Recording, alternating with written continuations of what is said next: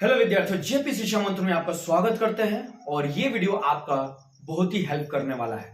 अगर हम आपको बता दें कि हमारा जो ऑफलाइन क्लास है वो बहुत ही अच्छे तरीके से थर्ड चैप्टर तक पहुंच चुका है। अगर हम बात करें फर्स्ट चैप्टर की, रैशनल नंबर हुआ था। सेकेंड चैप्टर की बात करें तो वहां हुआ था exponent. Third chapter on way शुरू हुआ है, जस्ट वो है आपका स्क्वायर एंड स्क्वायर रूट। अगर हम बात करें समझने के लिए आपके, तो यहां पे हम अभी क्यों ये वीडियो बना रहे हैं, क्योंकि कुछ ऐसे बच्चे हैं जो अभी भी लेट आए हैं और उन्हें समझना जरूरी है कि कौन सा ऐसा टॉपिक है जो जीएनवी या जो कंपटीशन क्लास के लिए बहुत इंपॉर्टेंट टॉपिक है। तो इसलिए हमने सोचा है कि पूरी तरीके से हम अपने ऑनलाइन जितने भी स्टूडेंट हैं उनके लिए ये सभी टॉपिक को बताया जाए जो बहुत ही इंपॉर्टेंट है। अगर जो भी भोरे के आसपास के हैं वो आ सकते हैं, हमारा इस जेपी शिक्षा मंत्र ज्वाइन कर सकते हैं, वो भी बहुत ही कम फीस पे। अगर हम आपको बात करें तो सिर्फ 500 रुपीज में पूरे साल आप यहाँ पे स्टडी कर सकते हैं। और वो आपको बात करें जो 500 रुपए सिर्फ और सिर्फ आपके टेस्ट के हैं। ठीक है, तो ये आपका, अगर आप भोरे के आसपास हैं तो आपका डिसीजन हो सकता है कि आप ज्वाइन करें और आप इसका पूरा फायदा लें। हम चलते हैं, मूव होते हैं अपने टॉपिक की ओर, जो अभी हम फर्स्ट चैप्टर के टॉपिक को हम आपको बताने वाले हैं। फर्स्ट चैप्टर में जो इंपॉर्टेंट टॉपिक है जो सभी स्टूडेंट को जानने चाहिए, क्योंकि ये इंपॉर्टेंट है। जितने भी कॉम्पिटिटिव एग्जाम्स हैं या जितने भी, अगर हम बात करें इंपॉर्टेंट एग्जाम है, उनके लिए सभी के लिए ये बहुत ही इंपॉर्टेंट है।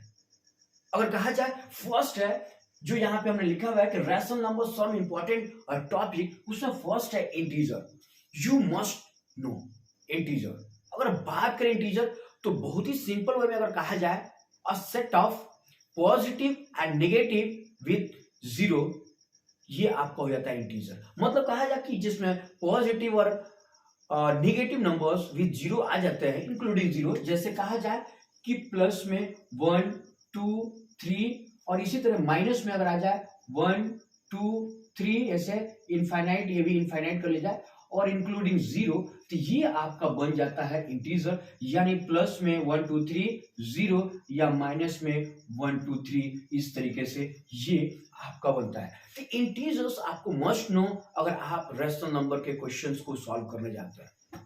तो ये फर्स्ट ऐसा इंपॉर्टेंट है, इंटीजर आपको जानना ही चाहिए। हमारा एक डेडिकेटेड वीडियो भी इस पे है, आप जाके उसको देख सकते हैं कि क्या उसमें बारीकियां हैं। बहुत छोटा चैप्टर है लेकिन आपको जानना जरूर चाहिए।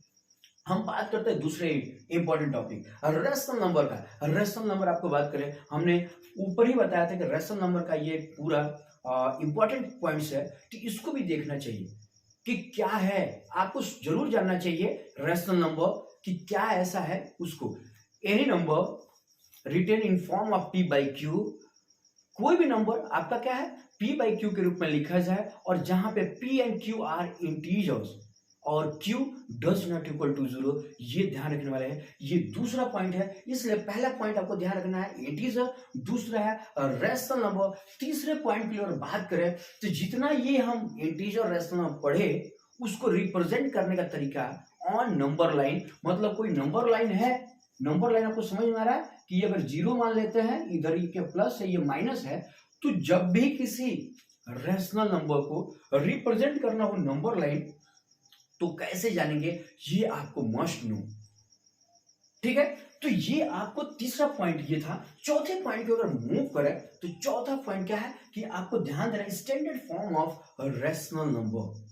मतलब आपको समझना जरूरी है कि जब हम चैप्टर पढ़ ही रहे हैं रैशनल नंबर, तो इसका स्टैंडर्ड फॉर्म क्या होता है। स्टैंडर्ड फॉर्म यानी अगर कहा जाए कि कोई rational number p by Q के रूप में लिखा गया है, और ध्यान दीजिएगा q does not equal to तो है ही जब रैशनल नंबर है तो, लेकिन जब कोई p बाई क्यू के रूप में लिखा गया है कोई रैशनल नंबर, तो p और q का जो एचसीएफ है यानी मसा है, वो आपका इक्वल टू 1 होना चाहिए, एचसीएफ। तो ये आपका ध्यान रखना होगा, ये आपका होता है स्टैंडर्ड फॉर्म। अगर p बाई क्यू के फॉर्म में है और उसका एचसीएफ 1 है, किसका, p और q का, तो वो standard form of rational number कहा जाएगा। अगर इसी में बात करें प्रॉपर्टीज ऑफ रैशनल नंबर, बहुत इंपॉर्टेंट है, बहुत।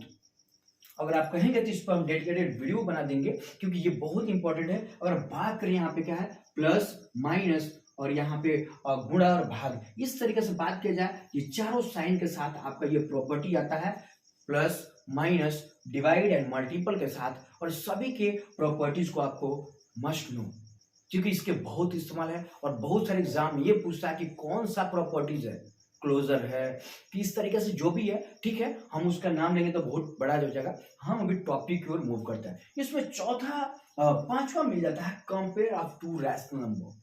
अब कंपेयर करना, अगर मान लीजिए किसी ने बोला 1/2 है, 3/4 है, इसमें से कौन सा बड़ा है, तो कंपेयर करने का रूल है वो आपको मस्ट नो, क्योंकि जब भी आपके कोई रैशनल नंबर दिए जाते हैं, कौन सा बड़ा है कौन सा छोटा है, अगर आप नहीं समझ पाते तो आपके लिए डिफिकल्ट होता है। कैसे, ऐसा नहीं होता है कि 1 और 2 में कौन है बड़ा है, ऐसा आपको बताना हो, तो ये इजी है, लेकिन इन फॉर्म ऑफ फ्रैक्शन यानी इन form of rational number find out which one is greater and which one is less than, तो उस कंडीशन में आपका जो पूरा ये compare of to rational number है ये बहुत इंपॉर्टेंट हो जाता है। इसमें दो मेथड है, एलसीएम मेथड फर्स्ट जो सबसे इजी है, second one is cross multiplication, तो इसको भी आपको जानना बहुत जरूरी है। इस तरीके से हम आते हैं लास्ट वन, यहाँ पे बात करें बिटवीन टू रैशनल नंबर्स, आपको फाइंड आउट करना हो किस दोनों संख्या, अगर मान लीजिए 1/2 है 3/4 के बीच में कौन सी संख्या, कितनी संख्या फाइंड आउट हो सकती हैं, ये अगर पता लगाना हो